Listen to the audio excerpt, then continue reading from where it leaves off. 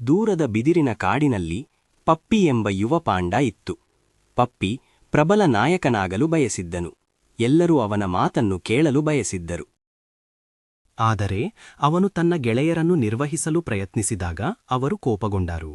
ಪಪ್ಪಿ, ನಮಗೆ ಆದೇಶ ನೀಡುವುದನ್ನು ನಿಲ್ಲಿಸು ಎಂದು ಮಿಂಗೋ ಎಂಬ ಪಾಂಡ ಗೊಳಗಿದನು.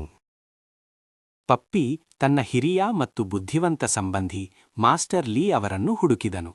ಮಾಸ್ಟರ್ ಲೀ ಆಳವಾದ ಗುಹೆಯ ಪ್ರವೇಶದ್ವಾರದಲ್ಲಿ ಧ್ಯಾನ ಮಾಡುತ್ತಿದ್ದರು. ಮಾಸ್ಟರ್ ಲೀ, ನಾನು ಹೇಗೆ ಉತ್ತಮ ನಾಯಕನಾಗುವುದು ಎಂದು ಪಪ್ಪಿ ಕೇಳಿದನು. ಮಾಸ್ಟರ್ ಲೀ ನಿಧಾನವಾಗಿ ಕಣ್ಣು ತೆರೆದರು. ಪಪ್ಪಿ, ಒಂದು ಪಾಠವಿದೆ ಎಂದರು. ಶ್ರೇಷ್ಠ ನಾಯಕರು ಅನುಸರಿಸಲು ಒತ್ತಾಯಿಸುವುದಿಲ್ಲ, ಅವರು ಸೇವೆ ಸಲ್ಲಿಸುತ್ತಾರೆ ಎಂದು ಲೀ ಹೇಳಿದರು. ನೀವು ಮೊದಲು ನಿಮ್ಮ ಸಮುದಾಯದ ಅಗತ್ಯಗಳನ್ನು ನೋಡಬೇಕು ಎಂದು ಅವರು ವಿವರಿಸಿದರು. ಪಪ್ಪನ್ನು ನೋಡಬೇಕು ಎಂದು ಅವರು ವಿವರಿಸಿದರು. ಪಪ್ಪಿ ಗೊಂದಲಗೊಂಡನು. ಸೇವೆ ಸಲ್ಲಿಸುವುದೇ? ಆದರೆ ನಾಯಕರು ಆಳ್ವಿಕೆ ಮಾಡುವುದಿಲ್ಲವೇ? ಹೌದು ಪಪ್ಪಿ, ನೀವು ಯಾವಾಗಲೂ ಅತಿ ಕೆಳಗಿನ ಸ್ಥಳಕ್ಕೆ ಹರಿಯುತ್ತದೆ ಎಂದು ಲೀ ಹೇಳಿದರು. ನಿಮ್ಮ ಸಮುದಾಯಕ್ಕೆ ಬಿದಿರಿನ ಅಗತ್ಯವಿರುವ ಸ್ಥಳ ಯಾವುದು ಎಂದು ನೋಡಿ ಎಂದು ಮಾಸ್ಟರ್ ಲೀ ಸೂಚಿಸಿದರು. ಪಪ್ಪಿ ಮತ್ತೆ ಕಾಡಿಗೆ ಮರಳಿದನು, ಆದರೆ ಈ ಬಾರಿ ಆಜ್ಞಾಪಿಸಲು ಅಲ್ಲ.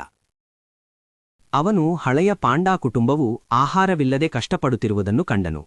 ಅವರ ಬಿದಿರಿನ ತುಂಡು ತುಂಬಾ ಎತ್ತರವಾಗಿತ್ತು. ಅವರಿಗೆ ಸಹಾಯ ಬೇಕಿತ್ತು.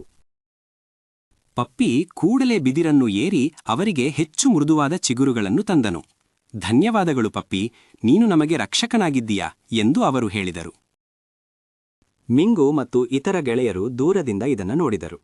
ಅವರು ಬಿದಿರನ್ನು ಸಂಗ್ರಹಿಸಲು ಕಷ್ಟಪಡುತ್ತಿರುವ ಸಣ್ಣ ಪಾಂಡವನ್ನು ಕಂಡರು. ಪಪ್ಪಿ ತಕ್ಷಣ ಹೋಗಿ ಸಣ್ಣ ಪಾಂಡವನ್ನು ಕಂಡರು. ಪಪ್ಪಿ ತಕ್ಷಣ ಹೋಗಿ ಭಾರವಾದ ಬಂಡಲ್ಲನ್ನು ಎತ್ತಿಕೊಳ್ಳಲು ಸಹಾಯ ಮಾಡಿದನು. ಈಗ ಮಿಂಗೋ ಮತ್ತು ಗೆಳೆಯರು ಸೇರಿಕೊಂಡರು.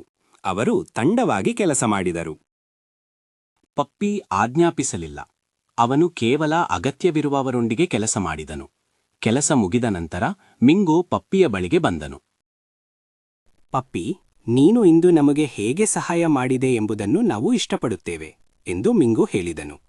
ನೀನು ನಾಯಕನಂತೆ ವರ್ತಿಸಿಲ್ಲ, ಆದರೆ ನೀನು ನಮ್ಮ ನಾಯಕನಾದೆ ಎಂದನು. ಪಪ್ಪಿ ತನ್ನ ಗೆಳೆಯರೊಂದಿಗೆ ಹೆಚ್ಚು ಸಂತೋಷದಾಯಕವಾಗಿ ಬಿದಿರನ್ನು ಹಂಚಿಕೊಂಡನು. ಅವನು ತಕ್ಷಣವೇ ಆಜ್ಞಾಪಿಸುವುದನ್ನು ನಿಲ್ಲಿಸಿದನು ಮತ್ತು ಮೊದಲು ಸೇವೆ ಮಾಡಲು ಕಲಿತನು. ಶ್ರೇಷ್ಠ ನಾಯಕತ್ವವು ಆಳುವುದರಲ್ಲಿಲ್ಲ, ಆದರೆ ಸಹಾಯ ಮಾಡುವುದರಲ್ಲಿದೆ ಎಂದು ಅವನು ಅರಿತುಕೊಂಡನು. ಮತ್ತು ಹಾಗಾಗಿ ಪಪ್ಪಿ ಅತ್ಯಂತ ಪ್ರೀತಿಪಾತ್ರನಾದ ಪಾಂಡಾ